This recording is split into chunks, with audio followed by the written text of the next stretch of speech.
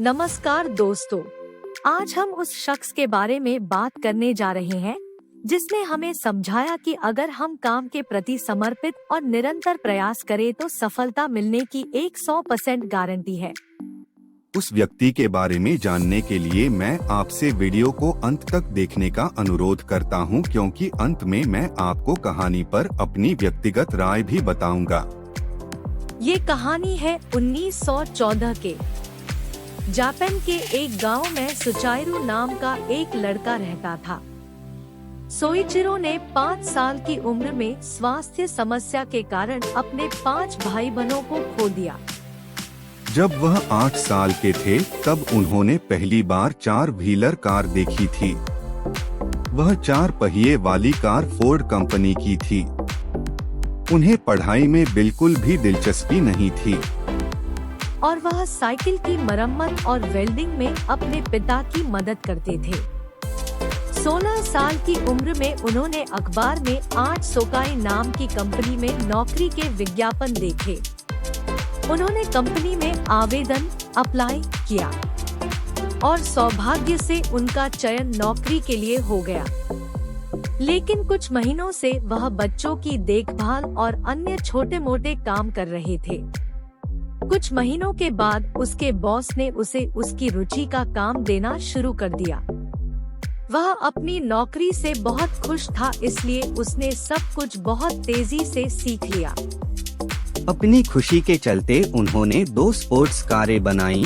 इस कार को 1924 में इस्तेमाल किए गए इंजन से बनाया गया था। इस कार ने जापानी मोटर कार चैंपियनशिप पुरस्कार जीता। अब तक वह केवल मैकेनिक थे, लेकिन रेस के बाद लोग उन्हें इंजीनियर के तौर पर भी पहचानने लगे। कई वर्षों तक उन्होंने अपनी नौकरी जारी रखी और उनके अनुभव की मदद से 1928 में उनके बॉस ने उन्हें टोक्यो की एक शाखा में शाखा प्रबंधक बना दिया। उस समय उनकी उम्र केवल 22 वर्ष थी। शाखा की शुरुआत एक कार्यकर्ता से हुई थी और केवल 2 साल में उन्होंने 30 कार्यकर्ताओं के साथ शाखा खड़ी कर दी। अब वह एक शानदार मैकेनिक, इंजीनियर, रेसिंग ड्राइवर और बिजनेसमैन था। उसने अपने बॉस के लिए एक स्पोर्ट्स कार बनाई जो उस समय की सबसे तेज कार थी। इसकी गति 120 किलोमीटर प्रति घंटा थी। सब कुछ सही चल रहा था, लेकिन 1936 में वह एक दुर्घटना का शिकार हो गए। कुछ महीनों के बाद वह वापस आया और अपने बॉस को अपने नए बिजनेस आइडिया के बारे में बताया, जो कार के इंजन स्पेयर पार्ट्स बनाने का था। उनके बॉस को उनके विचार में दिलचस्पी थी, लेकिन शेयरधारकों, इन्वेस्टर्स को नहीं, क्योंकि वे नया जोखिम लेने के लिए तैयार नहीं थे। इसलिए उन्होंने अपने दोस्त के साथ 30 साल की उम्र में अपनी खुद की कंपनी शुरू की। उन्होंने कंपनी खोल ली, लेकिन पैसे नहीं थे, इसलिए वे दिन में काम करते थे और रात में अपने लिए स्पेयर पार्ट्स बनाते थे। कुछ महीनों तक उन्होंने वही स्केड्यूल फॉलो। लगातार काम करने के कारण वे कमजोर हो गए, लेकिन फिर उन्होंने अपना काम जारी रखा। उसी समय उन्होंने धातु विज्ञान, मेटलर्जी में विशेषज्ञता हासिल करने का फैसला किया और ये ही सोचकर उन्होंने एक यूनिवर्सिटी में एडमिशन ले लिया। अब उन्होंने 8 सोकाई की नौकरी छोड़ दी और पिस्टन बनाने का काम जारी रखा। उन्होंने टोयोटा कंपनी को अपने पिस्टन की पेशकश की तो टोयोटा कंपनी ने 50 में से 47 पैटर्न को लेकिन उन्होंने हार नहीं मानी। उन्होंने बाजार की जरूरतों को समझा और एक और पिस्टन बनाया। कई शोध के बाद उन्होंने फिर से एक पिस्टन बनाया। इस बार उनके काम की सराहना की गई और उन्होंने सभी गुणवत्ता नियंत्रण टेस्ट पास कर लिए। उसे लगातार ऑर्डर मिलने लगे और एक बार फिर वह अपने सपनों को सफल होते देख सका। ऑर्डर इतना बड़ा था कि उसे पूरा करने के लिए 2000 कर्मचारियों को काम पर रखना पड़ा। लेकिन फिर ट्विस्ट आता है और 1942 में जापान दूसरे विश्व युद्ध में कूद पड़ता है। जापानी सरकार ने कई कंपनियों पर नियंत्रण लेने का फैसला किया और उनमें से एक कंपनी सोइचिरो होंडा की थी। उस समय होंडा को डाउनग्रेड कर अपनी ही कंपनी का सीनियर मैनेजिंग डायरेक्टर बना दिया गया था। लेकिन जब उन्होंने देखा कि उनके कर्मचारियों को मिलिट्री वर्क करने के लिए मजबूर किया गया था और वह उस समय कुछ भी करने में सक्षम नहीं थे, तो उन्हें वास्तव में बहुत दुख हुआ। अगले 3 साल बहुत कठिन थे, लेकिन 1944 में एक घटना घटी कि उनके कार्यस्थल पर ऊपर एक बम गिरा और उन्हें लगा कि उनकी सारी मेहनत बर्बाद हो गई।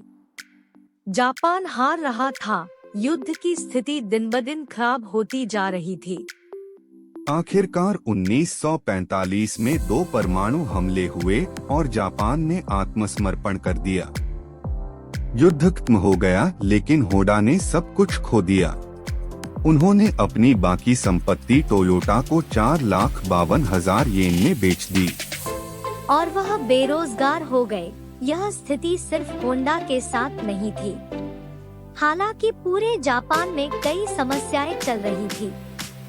उस दौरान होंडा को जापानी सेना का एक इंजन मिला जिसका इस्तेमाल वे वायरलेस रेडियो थे। मशीन के प्रति उनके प्रेम के कारण उन्हें साइकिल में इंजन जोड़ने का विचार आया। इससे ट्रांसपोर्टेशन बहुत आरामदायक और आसान हो गया। उस दौरान लोग पेट्रोल की कीमत से काफी नाखुश थे, इसलिए उन्होंने इस नए आइडिया को तुरंत स्वीकार कर लिया और पसंद भी किया। उस समय डिमांड इतनी बढ़ गई कि उन्होंने अपना मॉडल खुद ही डिजाइन करना शुरू कर दिया। और यह पहली बार था कि किसी मशीन में हमने होंडा का लोगो देखा। उनके पास इतने पैसे नहीं थे, तो उन्होंने दुकानदार के नाम 18,000 पत्र लिखे। लोगों ने होंडा पर इतना भरोसा किया कि 3,000 दुकानदारों ने सकारात्मक प्रतिक्रिया दी और एडवांस में पैसा दे दिया। होंडा ने सुपर कप के नाम से एक ऐसी मोटरसाइकिल बनाई जो बाजार में पूरी तरह से अलग निकली।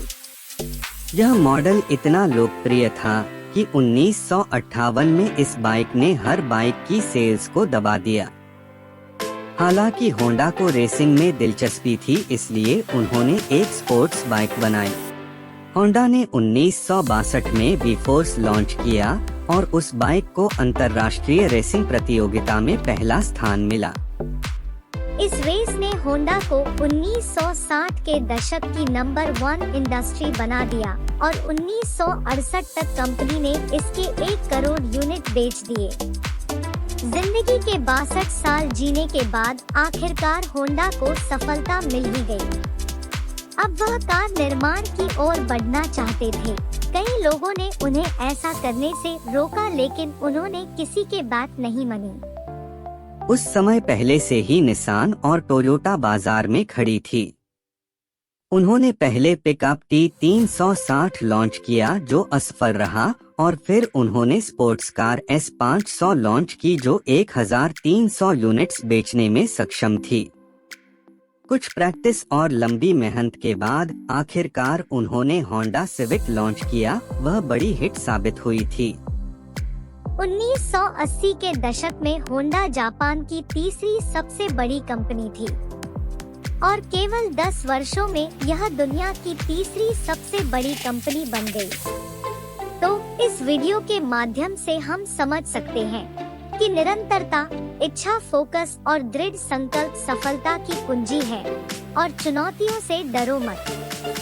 अगर आपको वीडियो पसंद आया तो चैनल को सब्सक्राइब करें और अपने दोस्तों और परिवार के साथ शेयर करें। धन्यवाद। अगले वीडियो में मिलते हैं, तब तक के लिए राधे राधे।